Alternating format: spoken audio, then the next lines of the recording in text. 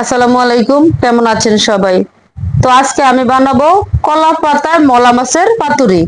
এজন্য আমি মাছ কেটে ধুয়ে নিয়েছি, দিয়ে দিয়েছি কাটা পেঁয়াজ, কাটা রসুন। এখন দিয়ে দেব দুইটা কাঁচামরিচ কাটা। এক এক করে আমি দিয়ে দেব হলুদের গুঁড়ো, লবণ, টমেটো কুচি।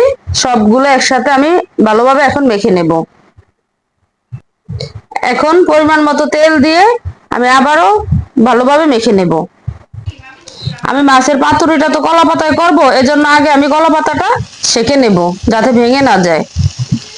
কলা পাতাটা সেঁকা হয়ে গেছে, এখন আমি কলা পাতাতে তেল মেখে কড়াইতে বসিয়ে দেব। এই তো কড়াইতে আমি বসিয়ে দিয়েছি। পাতাটা ছোট, এই জন্য আমি দুইটা পাতা একসাথে বসিয়ে দেব। এখন আমি দিয়ে দেব মাছগুলো।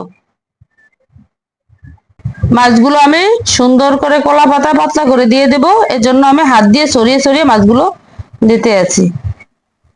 এই তো মাছটা দেওয়া হয়ে গেছে, এখন আমি উপরে কলা পাতা দিয়ে ঢেকে দেব। এখানেও আমি দুইটা কলা পাতা দিয়ে ঢেকে দেব। আমার পাতাগুলো একটু ছোট হয়ে গেছে, আপনারা বড় হলে একটা পাতা দিয়ে ঢেকে দিতে পারবেন। এখন উপরে দিয়ে দিয়ে দেব আমি ঢাকনা, যাতে ভাপটা বেরিয়ে না যেতে পারে। এখন চুলাতে আমি হালকা আঁচে রান্না করে নেব। আপনারা গ্যাসে না রান্না করে চুলায় রান্না করবেন, খেতে অনেক মজা হবে।